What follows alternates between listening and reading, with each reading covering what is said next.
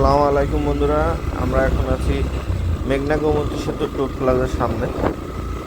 আসলে আমাদের বেরোইতে অনেক লেট হয়েছে, প্ল্যান ছিল অনেক ভোরে রওনা দিব, যাবো যশোর। কিন্তু আসলে বেরোইতে অনেকটা সময় লেগে গেছে, যার কারণে অনেক রাস্তায় যানবাহনের চাপটাও বেড়ে গেছে। আমরা চাচ্ছিলাম যে সকাল সকাল বেরোতে পারলে জ্যামটাও কম হয়, আমরা দ্রুত আসলে পৌঁছতে পারতাম।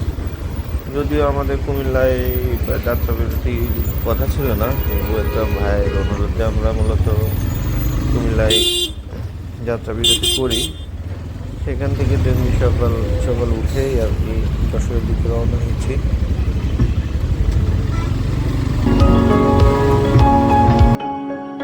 ঢাকা চট্টগ্রাম মহাসড়কের মেঘনা এবং গোমতী নদীর উপরে আসলে দাউদকান্দি নামক স্থানে যে সেতুটা অবস্থিত আছে, এটাই হচ্ছে মেঘনা এবং গোমতী সেতু। এই মেঘনা এবং গোমতী সেতু পার হইতেও সরকার আপনার কাছ থেকে 10 টাকা টোল নেবে, মেঘনা এবং গোমতী সেতু কর্তৃপক্ষ আর কি। কিন্তু এই 10 টাকা চাইলে তারা নাও নিতে পারতো, না নিলে আসলে আমাদের একটু উপকার হতো আর কি। যদিও এই সেতুটা অনেক আগেই তৈরি, প্রায় 3 দশক আগেই সেতুটা তৈরি। 1995 সালে এই সেতুটা উদ্বোধন হয়। উদ্বোধনের পর থেকে কিন্তু সেতুটা খুব লাভজনক এবং এর যে নির্মাণ ব্যয় সেটাও উঠে গেছে। এই সেতুটা যখন উদ্বোধন হয়, উদ্বোধনের সময় নির্মাণ ব্যয় ছিল 300 কোটি টাকা, যেটা আসলে অনেক আগেই উঠে গেছে। তারপরেও আসলে কেন টোলটা এভাবেই কন্টিনিউ চলছে সেটা আসলে কর্তৃপক্ষই ভালো জানে, আমি বলতে পারবো না। তবে আসলে কর্তৃপক্ষ বিবেচনা করা উচিত। বাংলাদেশে সেতু তৈরি হওয়ার পরে সেতুর নির্মাণ ব্যয় উঠে যাওয়ার পরেও কেন যে আসলে সেতুগুলো টোল আদায় চলে, সেটাও নিয়ে আসলে তো আলোচনা করা উচিত সরকারের ভিতরে। সেটা সাধারণ মানুষের একটু উপকার হলেও হবে। এই সেতুটা আসলে 1995 সালে তৈরি। আমি গত বছরের একটা রিপোর্ট দেখলাম, প্রায় 1 বছরেই এই সেতু থেকে সরকারের 37,000 কোটি টাকা টোল আদায় হয়েছে। এটা মানে খুবই আশ্চর্যজনক।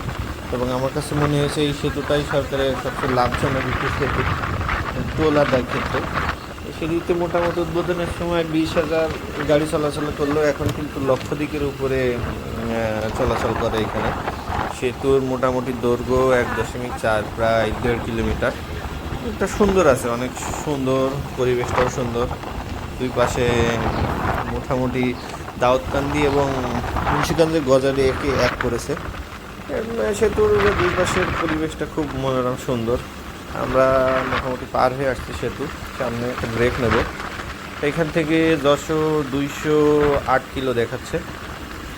মোটামুটি আশা করছি দুপুরের আগেই পৌঁছে যাবো ইনশাল্লাহ।